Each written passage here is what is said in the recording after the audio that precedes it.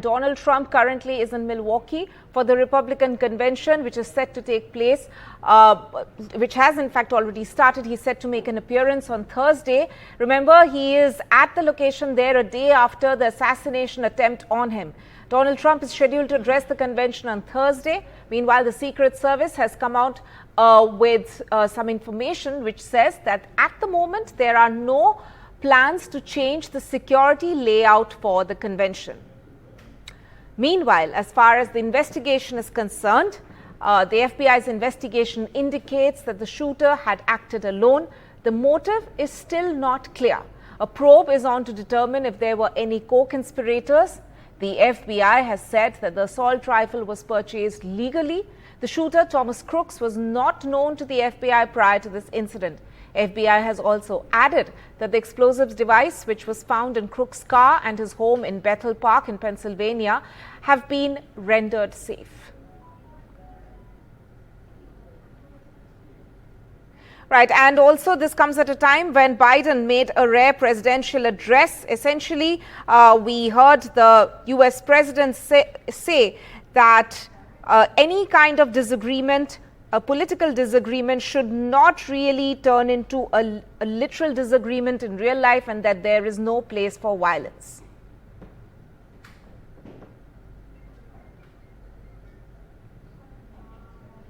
Yeah, I think what we're seeing is Donald Trump being very much Donald Trump by pushing ahead and obviously not trying to make it look like in any way that he has been scared by this particular incident. Defiance is the word. And he's also calling for unity. And I think what we're seeing now, very quickly, both the Republicans and the Democrats, the respective presidential campaigns, trying to get back to normal, but attempting to lower the temperature just a bit.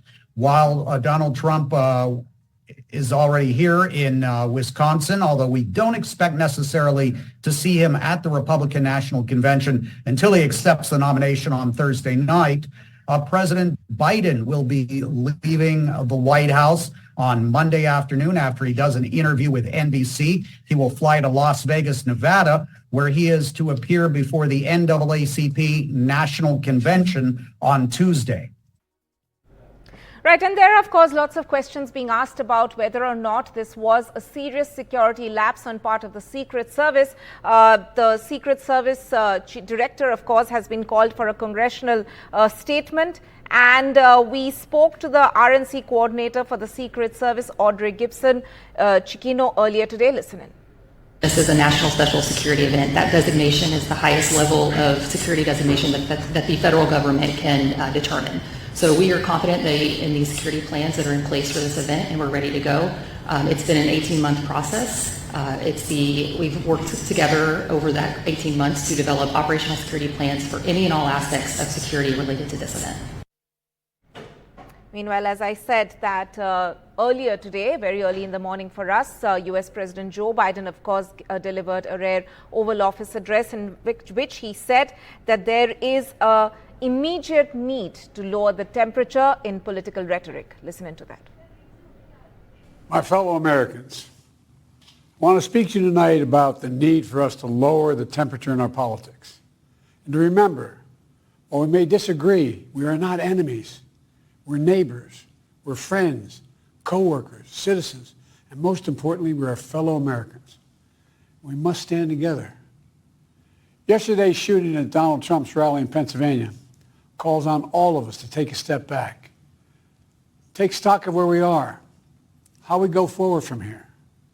Thankfully, former Trump is not seriously injured. I spoke with him last night. I'm grateful. He's doing well, and Jill and I keep him and his family in our prayers. And we also spoke to former advisor to President Biden, Jonah Blank, who said that there is a need for all the top political leaders to put aside their differences at this point. I think the biggest concern is the one that President Biden raised.